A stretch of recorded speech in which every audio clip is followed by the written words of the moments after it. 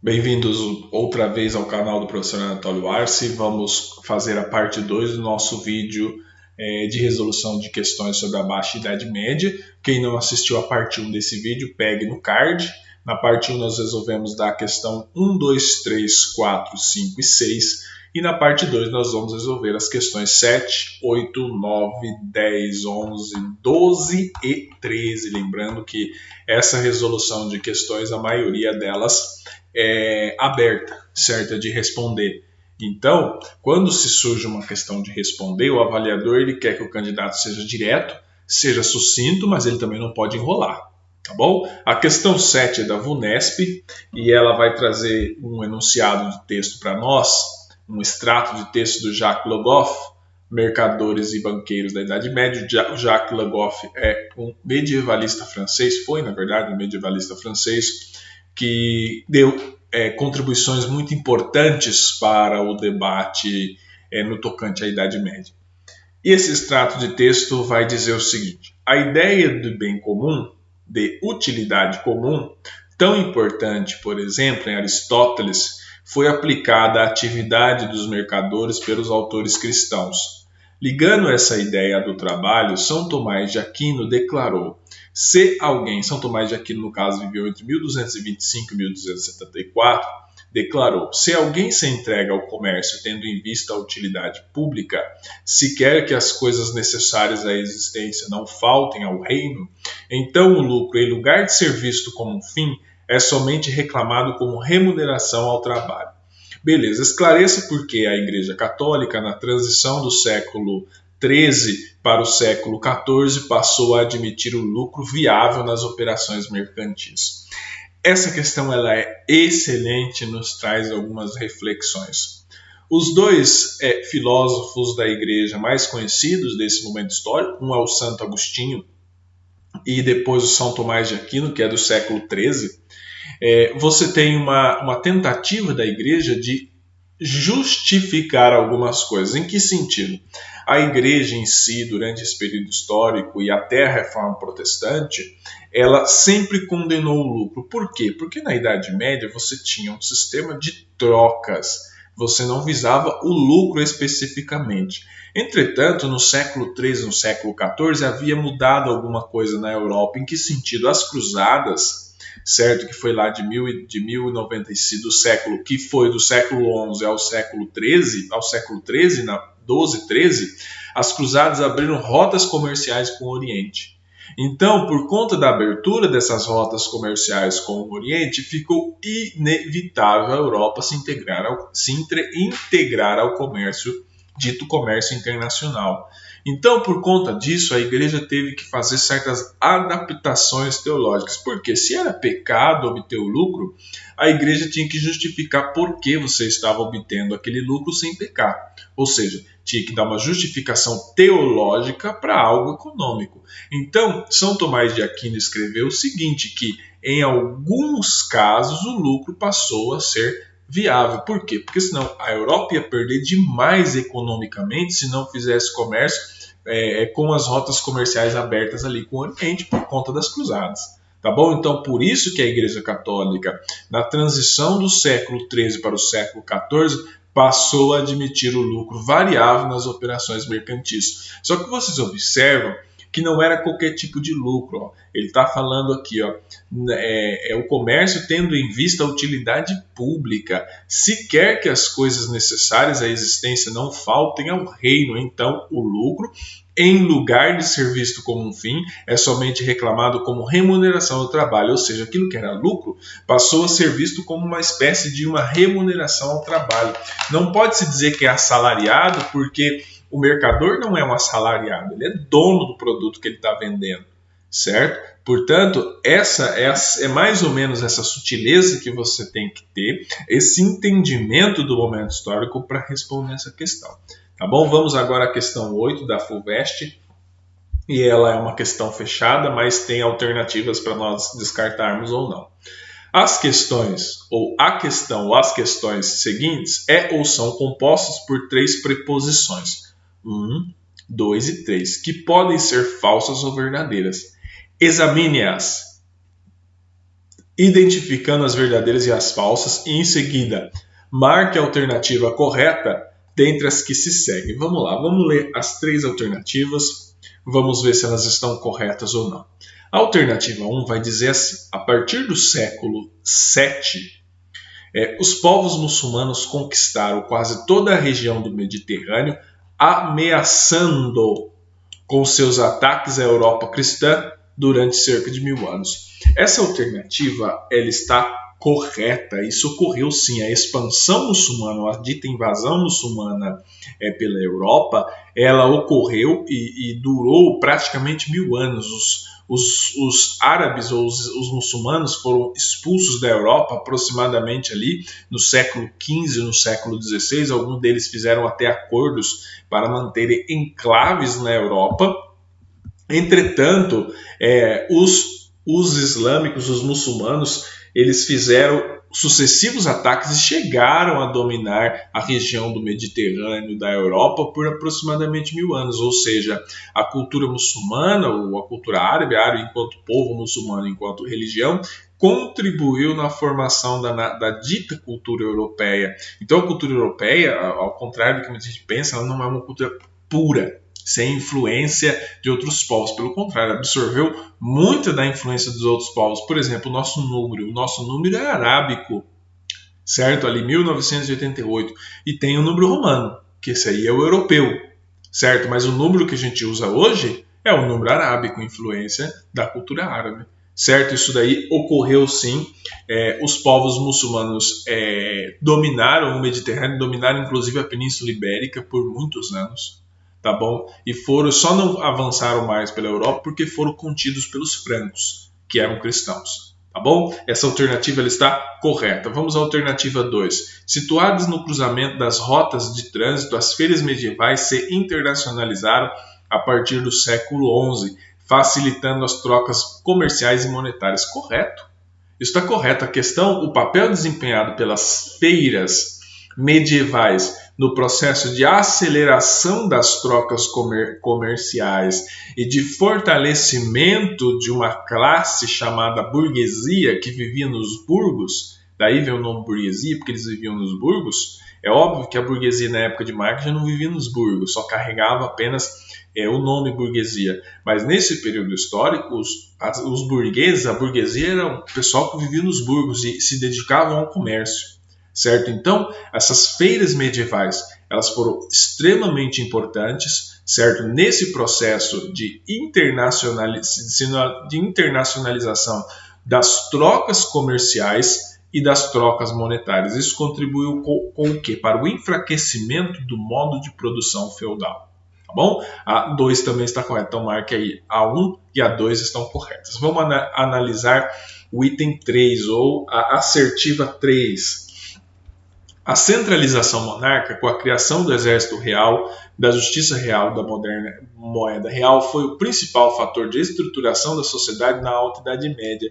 Está incorreto, tome muito cuidado, tá? Centralização monárquica, com criação de exército real, justiça, moeda real, foi a principal estruturação da sociedade absolutista. Então, a sociedade da Alta Idade Média ela era composta pela prevalência dos feudos. E aí, no final da Idade Média, ali na Baixa Idade Média, quando ocorre o quê? A centralização monárquica. É um processo, inclusive, que derruba a Idade Média. Os historiadores costumam colocar que a ascensão de monarquias absolutistas, a formação dos Estados nacionais, foi o que contribuiu para o declínio do modo de produção medieval. Isso numa leitura bem marxista do contexto histórico, tá bom? Portanto, a assertiva 3 está incorreta. Então, vamos lá, vamos analisar a alternativa A. Se todas as preposições forem verdadeiras. Todas as preposições são verdadeiras? Não, nós já vimos que a 3 é falsa, então descartem a A. B. Se apenas forem verdadeiras as preposições 1 e 2. Preposição 1 e 2 é verdadeira? Correto. Então a alternativa B está correta. Vamos analisar as demais para ver se não tem alguma incongruência. Se apenas forem verdadeiras as preposições 1 e 3. Preposição 3 é verdadeira, a preposição 1 é verdadeira, 3 é falsa. Então descarta a alternativa C. A D, se forem verdadeiras as preposições 2 e 3. A 2 é verdadeira, a 3 é falsa. E se todas as preposições forem falsas, alternativa E, não são todas as preposições que são falsas, portanto, na questão 8, a alternativa correta é a letra B, se apenas forem verdadeiras as proposições 1 e 2. Vamos agora à questão 9, que também é da FUVEST. E a questão 9 ela é muito simples, ela vai fazer uma pergunta direta para o candidato. Qual é o papel das cidades na transição da Idade Média para a Idade Moderna? O papel das cidades nessa transição da Idade Média para a Idade Moderna foi fundamental, porque o crescimento das cidades simbolizou o enfraquecimento dos feudos. E o crescimento da cidade não se deu apenas por fatores populacionais, se deu também por influências econômicas. Grande parte das cidades medievais surgidas no contexto histórico da dita Baixa Idade Média se localizavam ali no Mediterrâneo e eram cidades formadas a partir de centros comerciais portuários, do comércio com o Oriente, no comércio com o Mediterrâneo. Tanto é que grande parte das grandes cidades, sendo redundantes, medievais, elas se localizavam ali no Mediterrâneo. Certo? Então, o papel das cidades nessa transição foi fundamental para acelerar esse processo, sobretudo com o aumento da importância dessas cidades no contexto econômico, o que levou ao enfraquecimento dos feudos. Certo? Questão 9 respondida. Vamos agora à questão 10 da FUVEST. Ela também é uma questão para nós, ela é uma questão de responder, ela é uma questão de múltipla escolha, finalmente. A proliferação das universidades medievais no século XIII, responsável por importantes transformações culturais, está relacionada ao A.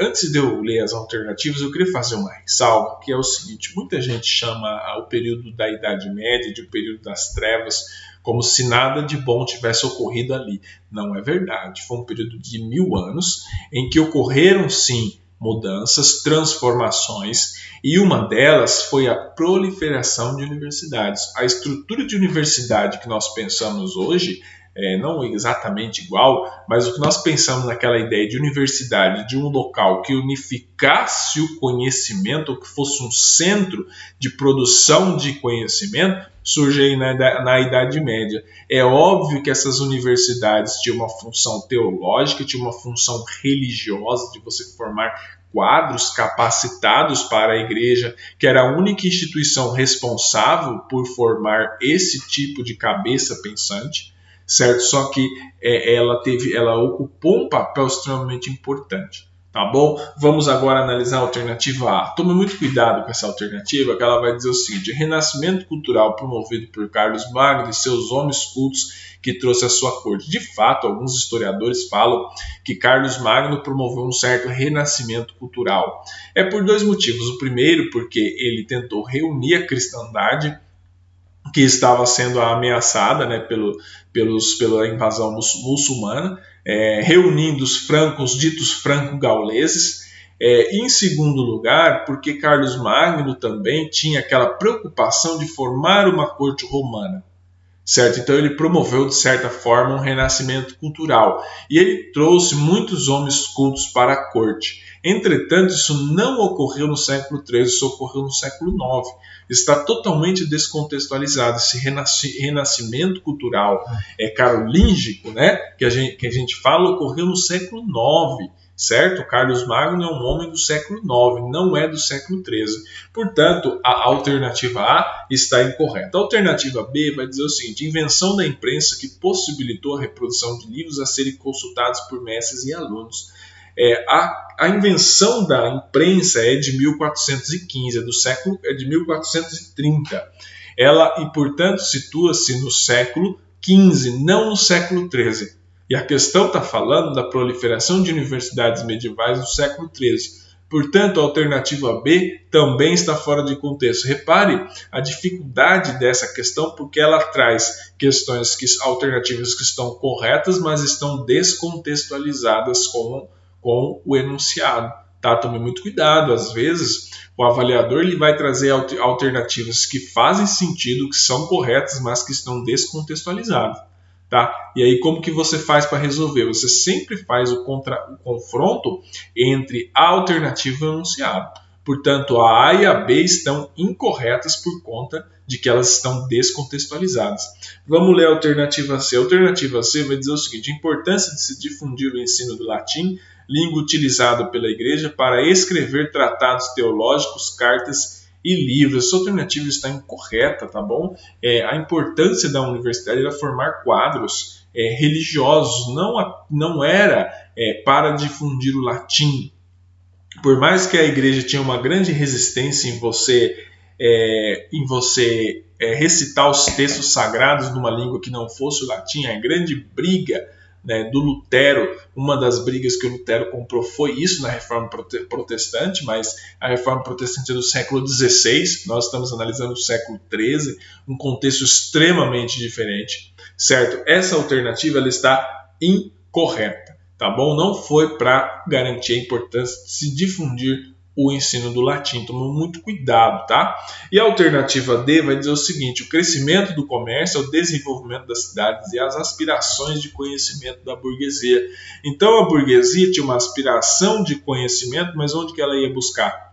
Ela ia ter que buscar no local onde tinha esse conhecimento, que era na igreja. Então a igreja viu uma forma de arrecadar dinheiro. Você tinha pessoas se tornando ricas, você tinha burgueses se tornando ricos, que eles não tinham conhecimento, mas eles tinham dinheiro para pagar por esse conhecimento.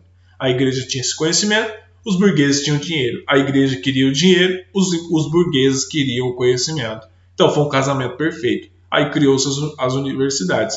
Tanto é que nesse momento histórico, quem estudava nas universidades eram os ricos e os nobres. Certo? O povo, a plebe, não tinha vez nessas universidades. Até hoje, né, se você for ver a estrutura de fato de alguns cursos, a plebe, os mais pobres, têm mais dificuldade de ascender a esses cursos. A alternativa D está correta por conta do crescimento do comércio, desenvolvimento das cidades e as aspirações de conhecimento da burguesia. A alternativa E, determinação de eliminar a ignorância e analfabetismo da chamada Idade das Trevas. Então, muito cuidado em achar que a igreja promoveu a erradicação do analfabetismo nesse momento histórico. Tá? A igreja nunca teve essa preocupação. Você pode dizer que a igreja do século XX, do século XXI, tenha se engajado, alguns padres, nesse sentido, mas nesse momento histórico não era, de certa forma, o papel da igreja garantir o quê? A alfabetização do povo.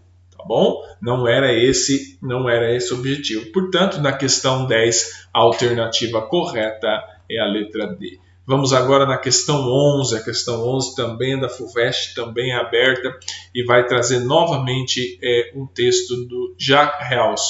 Vamos ler. Vai falar sobre a mística ou toda a simbologia colocada em torno do ano 1000. A data do ano 1000 e a célebre frase do monge Raul Glauber sobre a veste branca da igreja com a qual se enfeita a cristandade assumem para muitos o valor de um símbolo ou de um reflorescimento após tempos difíceis e conturbados. De fato, as primeiras décadas do século XI veem a afirmação de um amplo movimento desigual e mais ou menos precoce, certamente, que afeta todas as regiões do Ocidente, e lhe dá, à custa de esforços obstinados empreendidos em seguida, durante séculos, um novo equilíbrio econômico e humano. Comente as características do momento histórico da Europa medieval que se refere ao texto acima. Esse período histórico foi um período de grande apreensão. Por quê? Porque criou-se a mística de que o mundo ia acabar no ano 1000. Então, o que a igreja fez? Criou os monastérios para as pessoas se reconciliarem com Deus, para pensar, para que o ser humano se elevasse o seu espírito a Deus, para evitar que Deus destruísse o mundo deles conhecido no ano 1000. Então tinha toda uma mística no tocante ao ano 1000, e isso também legitimou muitas coisas. Uma delas foi as cruzadas, certo? Lá em 1095. Então legitimou-se muitas coisas nesse período histórico, e é isso que a questão 11 está falando. Certo? Vamos agora à questão 12 da Unicamp. vai dizer o seguinte, é um texto do Jacques Le Goff adaptado à civilização do Ocidente medieval.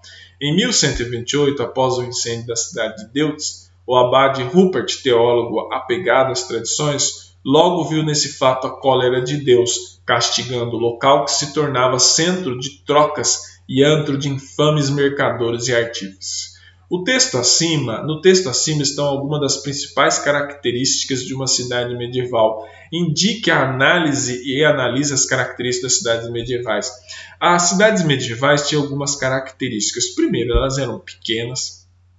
Certo? Segundo, elas eram focadas no comércio. Tá bom? E terceiro, elas eram muito vulneráveis às pestes. Por quê? Recebia muita gente de fora, certo? Que se aglomerava em um espaço muito pequeno.